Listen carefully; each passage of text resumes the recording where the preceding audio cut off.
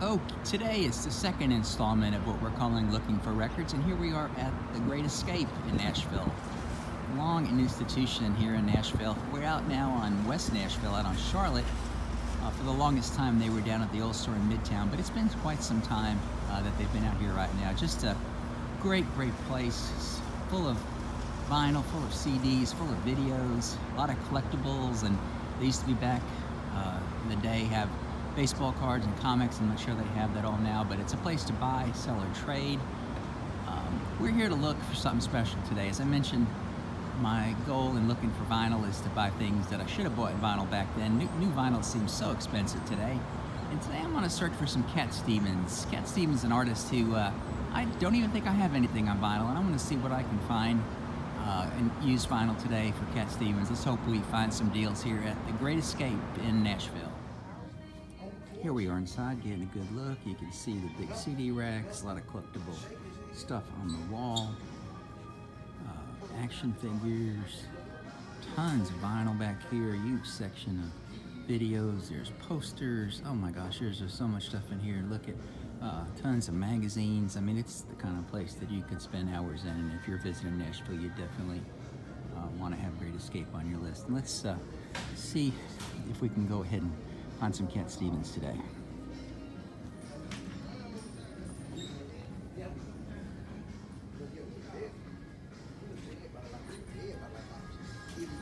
Well, he doesn't have his own section, it looks like, but let's, oh, there it is. Let's see what we got there. There's Cat Stevens.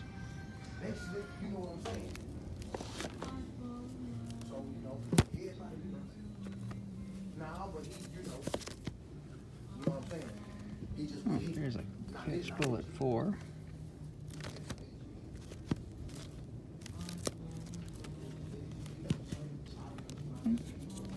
We're going to check. I like the Catch Bullet 4 boot in the chocolate box. We might pick up that one too. Foreigner, I'm not sure what was on that one. Is it so? I'm not recognizing too many songs in these. I think we're gonna check the condition on these food in the chocolate box and Catch Bullet 4. And if they're good, we'll pick those two up today. $3.49, pretty good price. Let's gatefold on both of them. Nice. Subject to condition, we'll pick these up. Okay, we're back from The Great Escape. We picked up the two Cat Stevens records. Both of them look really nice. We got 1972's Catch Bullet 4, 73's Boot in the Chocolate Box. Not like his, I don't think these are big hit records. I do recognize a few titles on these, you know, and we're gonna give them a listen and give you a rundown a little bit. Okay, Oh Very Young, I'm familiar with us on that one. And this one's got Sitting and Can't Keep It In. I think I'm familiar with those songs. Again, just Cat. I never really spent a lot of time in the Cat Stevens catalog.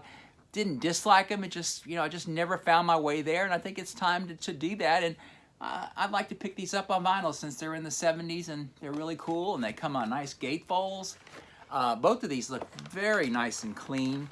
I was going to pick up that copy of Is It So? And I pulled it out and had a kind of a big scratch on it. And I didn't want to do that. I did notice that this Catch Bullet 4 is a cutout, a little cut there. They don't bother me too much. But again, both of these are on A&M, and very nice and clean. We'll get to play those. And you know, I'm a little new at this game, so I'm not real good at saying a lot while I'm at the store. I got to get more comfortable with that, but.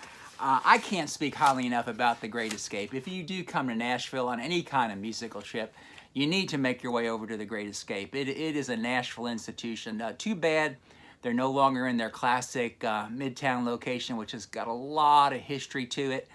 If you're an Elvis Costello fan, when he was in town recording the Almost Blue record, he stayed at a place they named the Rock and Roll Hotel. I forget what the real name of it was, and he was in walking distance from The Great Escape, and when he was recording Almost Blue, looking for old country songs to cover, he would be flipping through the vinyl there at The Great Escape. I've talked to some of the guys that worked there about seeing him do that, so that was back in, 81.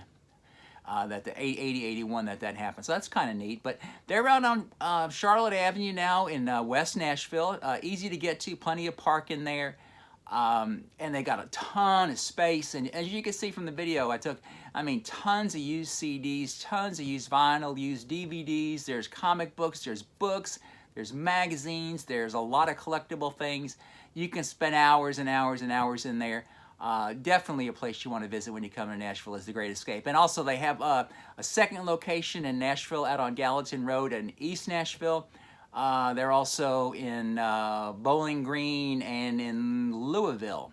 But the store we went to today was really their biggest and best one. So let me get into listening to these Cat Stevens records, and we'll let you know what we think. Alrighty.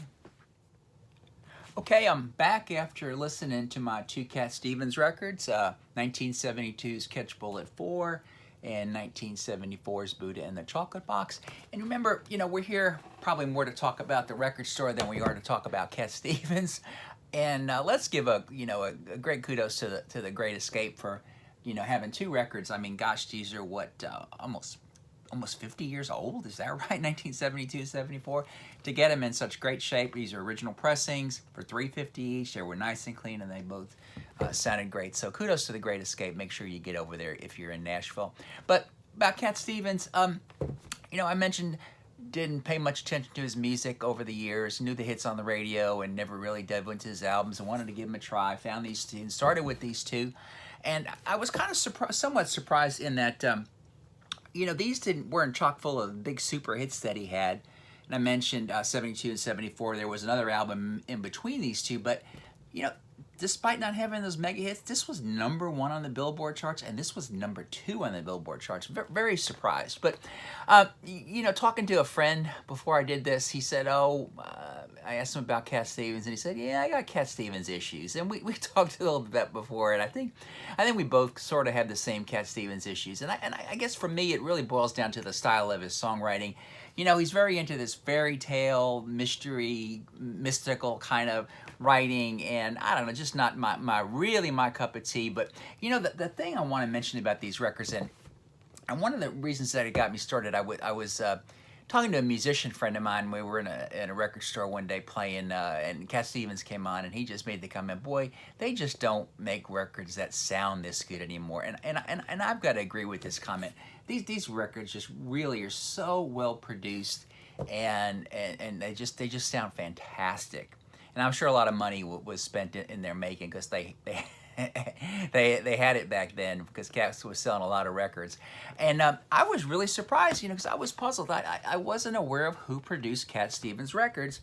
And the fella, the name Paul Samuel Smith, it didn't ring true to me. And I looked it up and found out he was the original founding bass player in the Yardbirds and is a member of the Rock and Roll Hall of Fame.